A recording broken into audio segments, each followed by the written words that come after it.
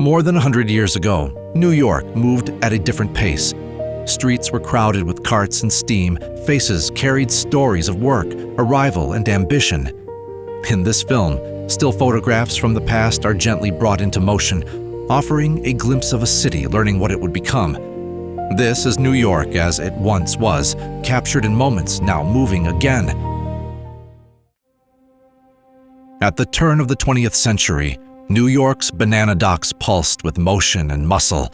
Steamships from the Caribbean unloaded their cargo by hand, crate by crate, under the watchful eyes of foremen and merchants. Longshoremen worked from dawn to dusk, surrounded by horses, wagons, and smoke, feeding a city that was growing faster than it could breathe. This was global trade before machines, raw, crowded, and relentless.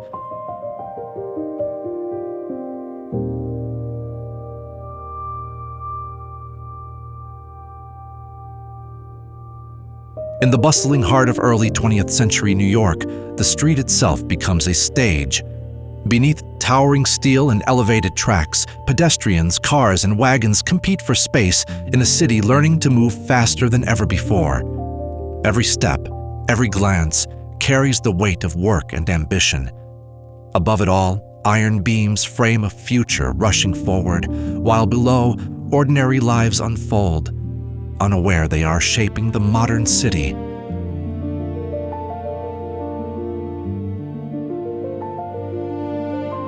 As winter settles over the city, the street comes alive with anticipation. Beneath striped awnings and glowing shop windows, families and shoppers move shoulder to shoulder, wrapped in wool and fur, hands full of carefully chosen gifts.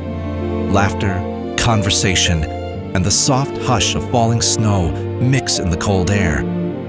In these moments of commerce and celebration, the modern ritual of Christmas shopping quietly takes shape, rooted in tradition, yet driven by a city always in motion.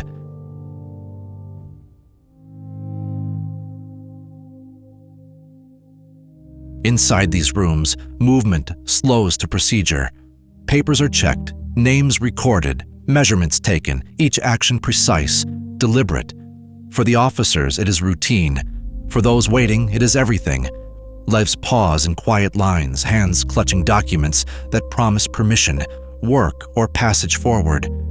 In this moment, authority and hope stand face to face, bound together by ink, paper, and the weight of the future. Nothing moves forward until it is written, measured, and approved.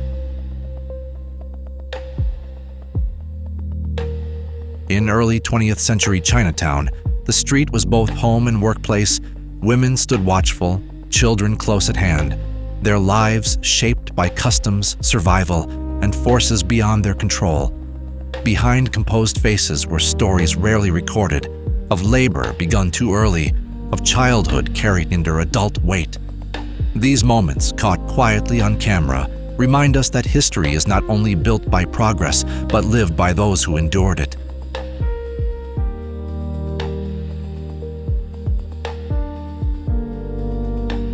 In the quiet of a summer cabin in upstate New York, two lives meet outside the rush of the modern world.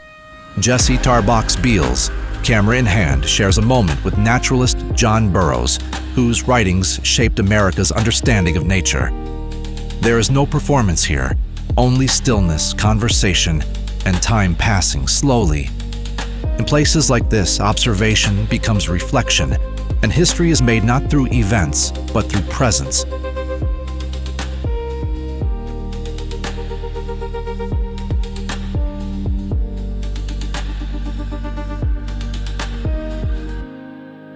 High above the streets of New York, the clerks of the Metropolitan Life Building find a moment of air and light.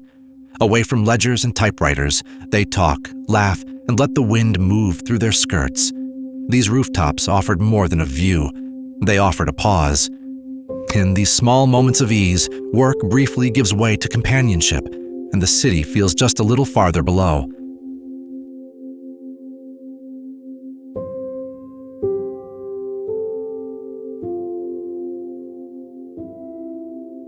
In 1908, on streets like this, ambition gathered before the journey began. Drivers and onlookers crowded around machines built for endurance.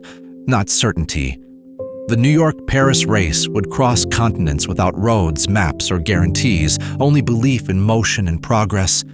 As engines resisted and flags stirred in the cold air, this moment marked the start of something larger, a world learning how far it was willing to go. Before the race reached the horizon, it had already changed how distance was imagined.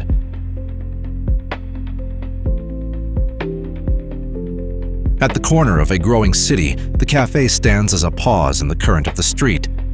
Beneath striped awnings, conversations gather. Horses slow their pace, and time briefly settles. These places shape the rhythm of New York, not through spectacle but through daily routine. At Café Martin, the city came not to hurry but to linger, watch, and be seen.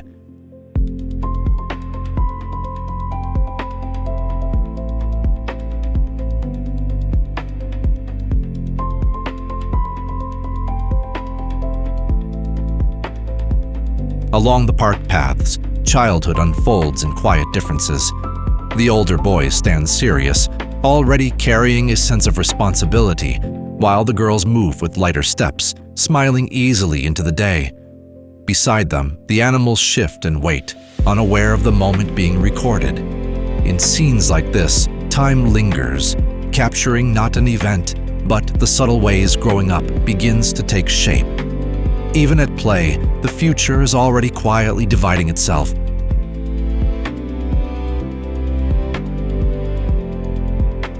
This is Theodore Roosevelt, President of the United States at the turn of a new century. He lowers his gaze, gathers his thought, then looks forward with unmistakable resolve. In an era of expansion and consequence, leadership did not announce itself. It stood still, met the world directly, and did not look away. From this composure came decisions that would shape a nation's course. The moment holds the weight of responsibility before action begins.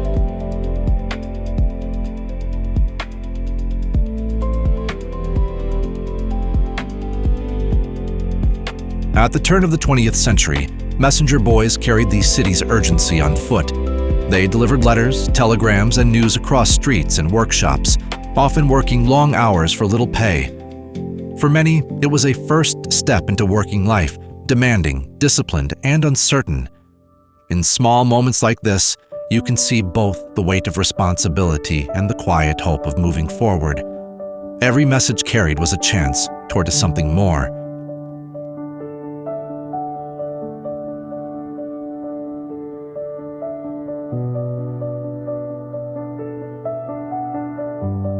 At Union Square, young women gathered not for spectacle but for purpose. They came to listen, to speak quietly among themselves, and to share ideas about work, fairness, and the lives they were building. For a moment, attention turns, someone points, others look, then the conversation resumes. These meetings were small, ordinary, and essential. Change often began this way, among friends in public spaces, carried forward by a quiet conviction.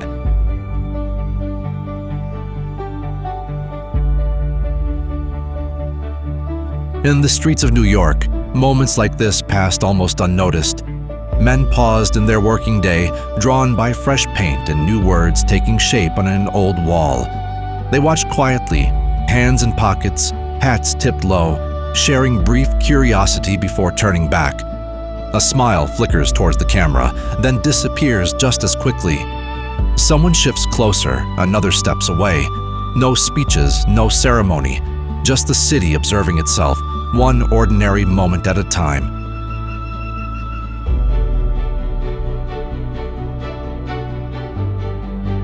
At night along the East River, the city paused to witness something new. Fireworks rose and vanished above a freshly opened bridge, their light briefly tracing steel and water before fading into smoke. From Manhattan toward Brooklyn, people gathered not for spectacle alone, but for progress itself. These crossings reshaped the city, binding neighborhoods, shortening distances, and carrying New York forward, span by span, into a new century.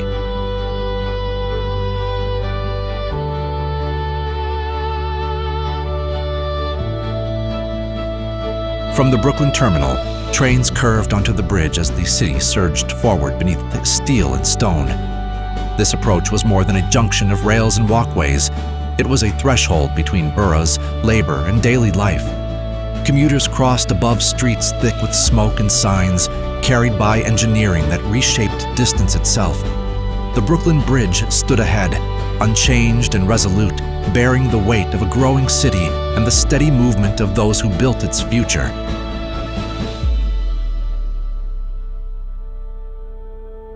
It is just past 2 in the morning. The presses have stopped, the ink is still fresh, and the night air smells of paper and steam. These boys have been waiting for this moment. Bundles are passed hand to hand, headlines glanced at under dim light. In a few minutes, they will scatter into the streets, climbing stairways, crossing quiet blocks, carrying the news into a city that is still asleep. Before dawn, New York will wake to words they delivered.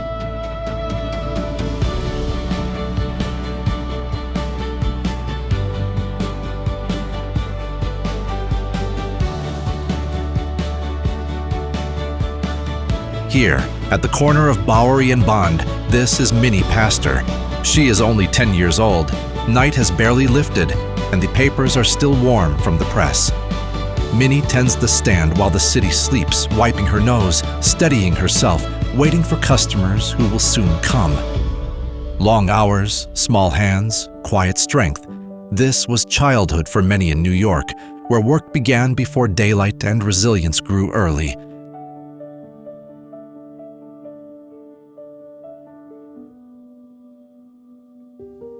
On Ellis Island at the edge of New York Harbor, families paused between worlds. Mothers stood watchful and hopeful, children clutched what little they owned, and faces turned toward an uncertain future. These moments were not posed for history, but lived within it.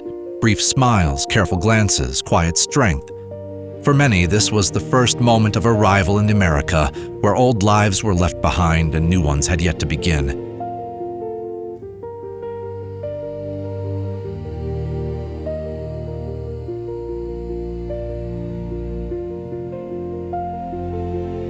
By the early years of the 20th century, New York Harbor was the city's true front door. Steamships, ferries, and freight barges crossed these waters from dawn to dusk, carrying workers, goods, and newcomers from every direction. Smoke rose steadily from funnels as vessels moved with practiced rhythm, guided by tide and routine. The harbor was never still, only patient, its motion shaping the daily life of a growing city, one crossing at a time.